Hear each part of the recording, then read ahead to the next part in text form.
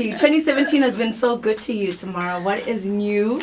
And are you back making music for yourself? Yes, I am. So much is new. I've been in studio for a while now. I've been doing loads of collaborating. I had an act called Flash Republic, which I took a break from. We released a bunch of albums over a couple of years, and we had a really great run. But us sort of taking a sabbatical gave me the chance to kind of explore my solo sound again. And around the time I started writing it, I actually got a call from Oskido again saying he wanted me to work with him again, and I was super excited to get that call because it was something I kind of always hoped would happen down the line.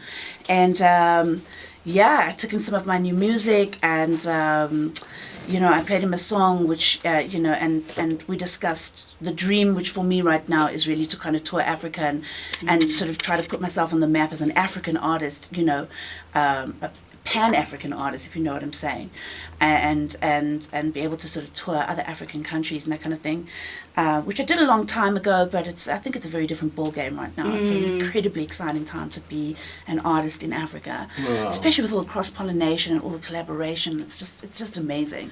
Why do you think there's been that new consciousness of Africanism and making music not for just South Africans, but making it for the continent as a whole? I think there's just been an incredible... I think what's happening now that wasn't happening before is this exactly a switching on. You know, you've got South Africans obsessed with Nigerian artists listening to our SA stars, and I think there's just an incredible power that comes with that. And I think the moment we all tapped into what we have right here, everything is just exploding now. Look, Tamara, you have grown. You know, you've matured, even your sound has, from working with Pepsi, now you're working with Oskido. What are the chances of you maybe collaborating as well with Pepsi in the near future? Oh wow, I haven't seen P in a while, man. We've crossed paths every now and again in an odd event or a party. Yeah.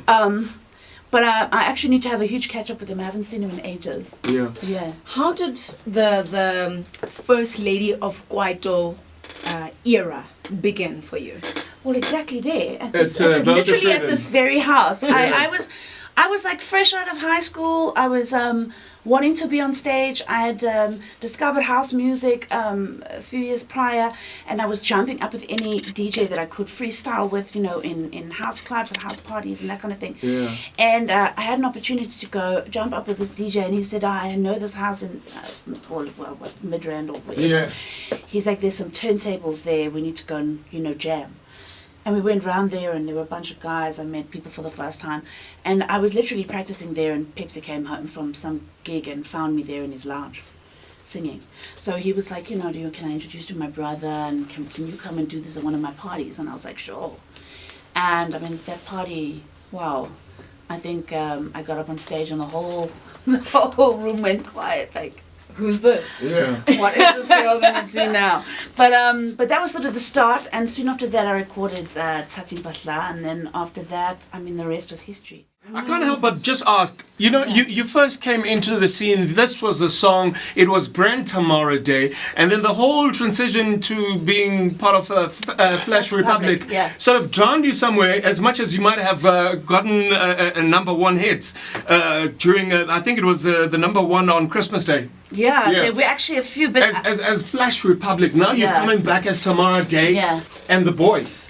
No. What is it? Just Tamara Day? No. You know, the Tamara Day and the Boys thing, that was just the title of an album. Okay. You know, I brought out the First Lady album first, and then the second project I released with Pepsi was called The First Lady and the Boys. And it was just the title of a project. Okay. The Boys were the producers that had worked on the album, and I put them on the cover, and we did an amazing shoot with them, and I wanted to kind of bring the men behind the music into the foreground. Fantastic. So that was that. So I'm just coming back as I'm just going solo again, you know. Just going solo. Yeah. And in terms of Flash, I mean, the thing with Flash Republic is sadly it just didn't,